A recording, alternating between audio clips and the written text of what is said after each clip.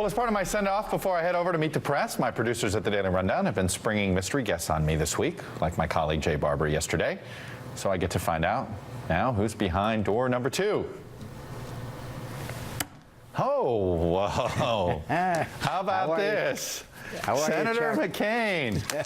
I called to congratulate you, and as the person who has the most appearances on Meet the Press, I'd be glad to give you a lot of advice and counsel, including the best gotcha questions of the week. And I have one other suggestion. We should change the name from Meet the Press to Meet the World's Foremost Political Junkie and Guess. How about that? Well, it's funny you say this. 69 times. Here's a fun little montage, apparently, that my team put together. Let me throw that out there for a minute. Yeah. Well, I would not, under any circumstances, consider being Vice President of the United States. The Vice President has 2 duties. One is to inquire daily as to the health of the President, and the other is to attend the funerals of third world dictators. And neither of those do I find an enjoyable exercise. Senator, welcome back to Meet the Press. Been a while. I know you've been busy, but it's good to have you back here again. Well, thank you. I noticed you mentioned 9 months. I think I still have been more appearances on Meet the Press than anybody else. I think that's true, except maybe Bob Dole. Probably he's got a few more than you, but he's got a few years on you. Still time to catch up. John McCain, thanks for joining us and sharing your views. I haven't had so much fun since my last interrogation. That might be the greatest quote you've ever given on Meet the Press. I don't know how you ever topped that. Senator, let me ask you this. You're a longtime Washington guy. You've been on the show. What do you think the role of Meet the Press has been and should be in Washington and for America? I think it has been the premier, not just the oldest, but the premier Sunday encounter that the American people can have with leading figures in the political world. And I would suggest that rather than try to expand it into all kinds of different issues and subjects and kind of cute little anecdotes, that we really do what you do best, and that is focus on the political dynamics that are going on in this country, which then means what are our policies, what are the dynamics, and rather than expand the scope, I think that one of the things about Tim Russert is that he had really the best minds in America, but not on every subject, but particularly on what was going on in Washington, D.C., because I think that's what the original purpose of Meet the Press was. And of course, I have absolutely no responsibility for anything I've just said. You know, it's interesting. I've got, as you might expect, and I've gotten a ton of advice, unsolicited, back and forth on many things having to do with the show, what it should be, and all these things. But there's one thing that seems to keep popping up the most, right? Which is this issue that America is so fed up with Washington, they're so tired of Washington that they're not listening now to any of us who are trying to have serious conversations. What do you tell? You're a town hall guy. You talk to people, real people, a lot more than many of your colleagues on Capitol Hill. How do you explain the Washington mess and the sort of lack of engagement now where the public does feel as if they're throwing up their hands? You know what? I'm tired of it. I'm ignoring it.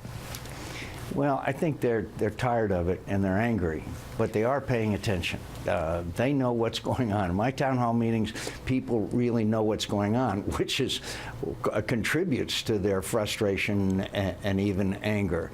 And it needs to be explained to them. Exactly, you asked the fundamental question that I think is plaguing American politics today. Why is it that we are so gridlocked? And in the 80s, we had approval ratings of 70. Congress had approval ratings of 70, 80%. 12%? I mean, right. So I think they still pay attention, but that contributes to their anger, and I think they need to be informed. Meet the Press can inform them by getting, I think, some of the best minds in America to talk to them on Sunday morning. That's been the role of Meet the Press, and so I don't think it's a lack of interest as much as it is, frankly, frustration and anger. You know, one of my theories as to why it's been so hard for this Washington to come together versus the Washington of the 80s and the Washington of the 90s is that we've lost ideological diversity in the two parties. that, you know, there used to be liberal Republicans, conservative Republicans, and I know there's going to be some conservatives who say, hey, you're talking to one of those Republicans, but there used to be liberal Democrats, conservative Democrats, and you'd get these interesting coalitions, you know, some of them, and that's how stuff got done. Bob Packwood and Dan Rostenkowski would get stuff done. Is that among the things that ails us? We're too separated, the two parties are too homogenous?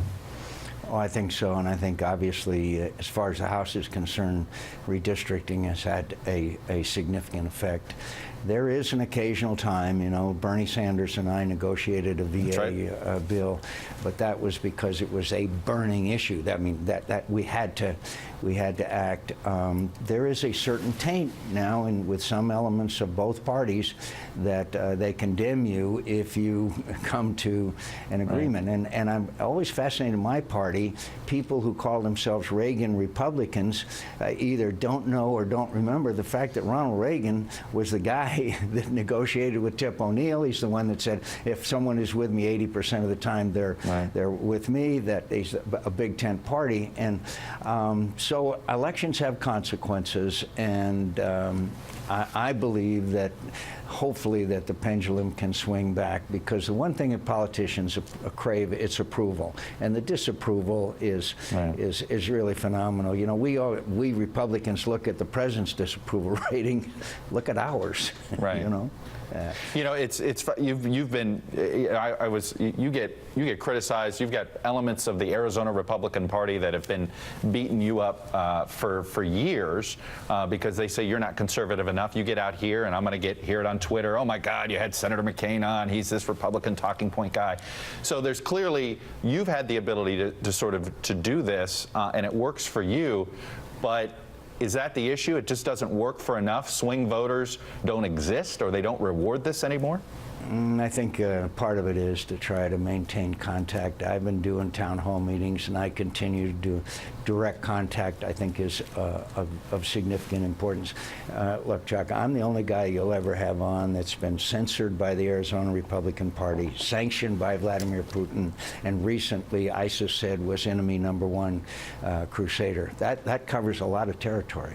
I assume you actually want that at the top of your biography these days, that those are badges of honor. Let me ask you one more thing about money in politics. It's not a voting issue. You know that. We know that people don't vote on this issue. I just did a little thing about why some people are really talking up Mitt Romney because of his ability that Hillary Clinton could raise $2 billion. Maybe he's the only guy that could raise over $1 billion. And you say to yourself, George W. Bush and Al Gore spent collectively $150 million in 2000 in the last 3 months of that campaign, and the word got out about their candidacies, last I heard. People knew what Gore was for, what Bush was for, and that election took place. A $4 billion presidential campaign. How do you stop this? It's going to have to take a scandal. By the way, in 2008, as you know, we took matching funds, which then, but and Barack Obama did not. Right, yeah. And he did not, and it escalated. Oh well, because and there's no doubt, and you just wonder, where does it stop? There's going to have to be a scandal, and there will be a scandal. When you look back through the history of American politics, there's always been reform, scandal, reform. TR, of course, was one of the real great first reformers. There's going to be a scandal. There is too much money washing around that is unattributed to, Chuck. And I believe that history will show that the Citizens United decision by the United States Supreme Court was one of the worst in history, saying that corporations are people, that money is speech. Violation of everything that I believe, certainly in the 20th century, that we believed in as far as financing of campaigns are concerned. This will reverberate for years, but and there will be a scandal, and then there will be reform. But in the meantime, it's really sad.